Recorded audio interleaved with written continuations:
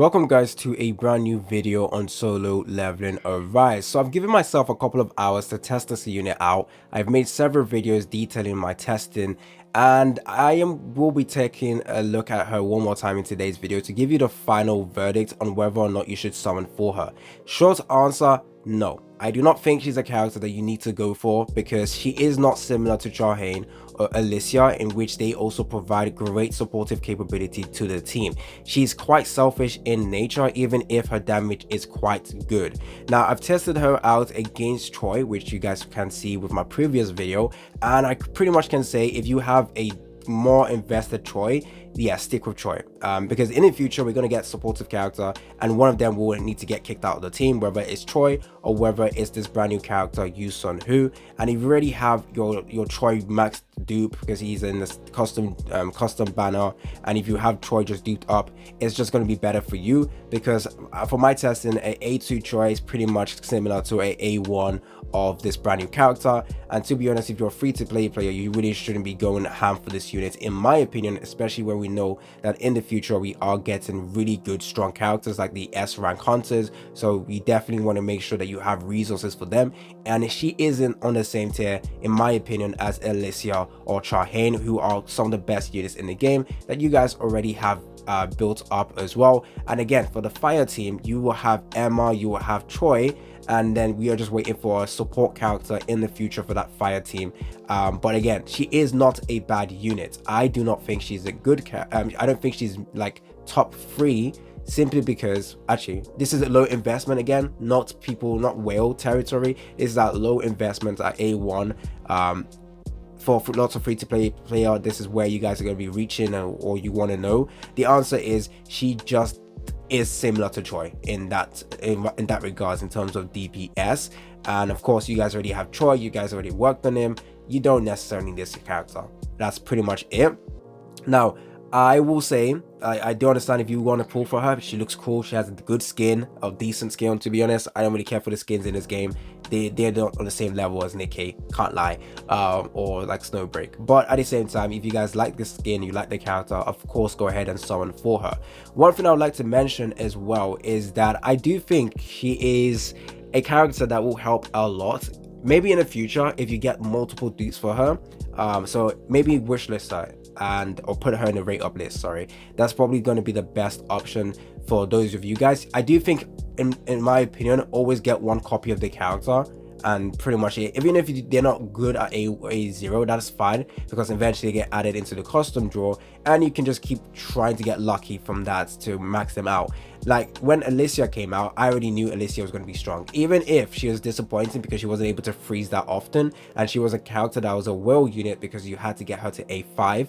Alicia had way better utility that offers better to the team, offers so much more, that I knew straight away you should not skip on Alicia, even if people are saying, nah, Charhain does better than Alicia, but we can still see that Alicia has more to offer besides just damage. Now, if you take a look at this character, she offers nothing besides damage, which makes it even more likely to power creep her in the future.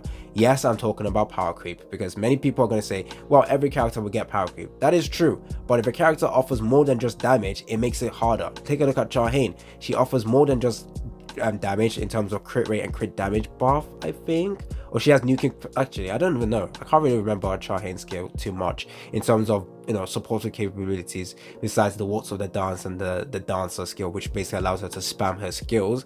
The damage on that is really, really good. She has super body or super armor right now, which is pretty cool. But I do think with this character, she literally has nothing much to offer for the team. Literally, that's it. And in the future when we get a support character, she probably is going to support character. If they want to make a support character for her, they're probably going to try and give like a defense penetration buff to the support character, that she will offer a big defense penetration buff to everyone. But then again, everyone can benefit from that, not just her alone. So I do think she's a good character to get, but is she a must summon? Should you skip on her? My answer would be easy skip. I say easy skip, and I know people are going to start saying nah. Trust me, she isn't she's not on the same tier as Alicia or Charhain in that regards. Now, of course, I will do more testing. Of course, this is still only day one, but my initial response or initial opinion on this character is that, yeah, you do not need her. But before I carry on, guys, don't forget to like and subscribe. Stay tuned for more content on Solo Leveling Arise. Continue to support the channel. Click the like button. Let's go ahead and get 50 likes in today's video. I will be releasing a lot more content on the game as well because, you know, brand new update, a lot of stuff to talk about. We have a selection ticket for the ruins and the ruins and the blessing stones, so a video will be coming out. In fact, a video should be released already talking about the best selection for the blessing stones, so go ahead and check that out as well. And if you want to know if this character gets better at A5 or A3, we'll wait for the whales to test that out. I'm a light spender dolphin type. Well, I do want to say the whale for myself, but I've seen people whale even harder than me, so I kind of feel like it's impossible to call myself a whale. So I will call myself a dolphin, and I will be moving forward, just getting the character to A0 and A1. So I will be the guide for low investment, and yeah, I'll be the guy who takes a look at characters at low investment unless a truly broken character comes out. Because my initial goal with Alicia even was to just get her to A1, but she was broken. I knew straight away she was broken, and I had to get her to A5. With this character, even if her damage, well, her damage is of course going to scale even higher with dupes, I still know that it's not going to be something that I need in that sense. I would rather get Troy from off banner somewhere, and that would be better for me, especially when Troy is going to be added into the selection special summons for paying customers. I could get more dupes for Troy in there if I need a main DPS for fire elements. But of course, right now we don't really need fire DPS because we already have Troy again, and we don't really have a content where it's mono fire team or nothing, just like the workshop of Brilliant Lights, which is pretty much mono water team with Million Fisher.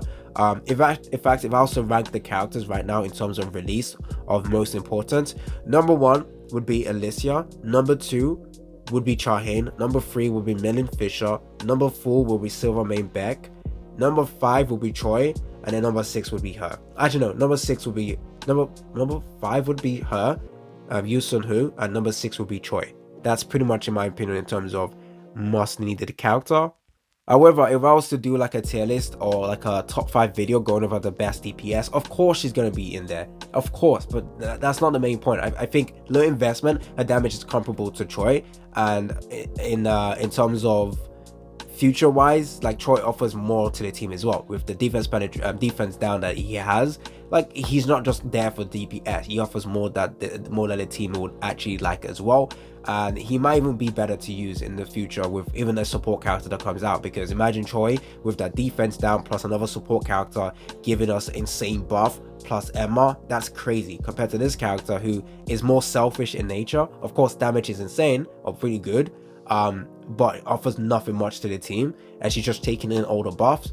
That isn't something that sounds too good in my opinion, especially if you take a look at Alicia. Like, is the fire team gonna out DPS Alicia's team? Maybe, but Alicia has the shield, she has the debuff removal, and she has the CC. So even if that fire team out DPS is the water team, the water team is still a better team in my opinion, depending on how much increase in damage the fire team has. If it's just a 10% increase, I would still pick the water team because they have the CC capability, they have the shield, and it's just way easier and much more better compared to a fire team that's just focused on DPS with pretty much mediocre survivability. But of course, we don't really have a good support character for fire team just yet, so we have to wait and see for that.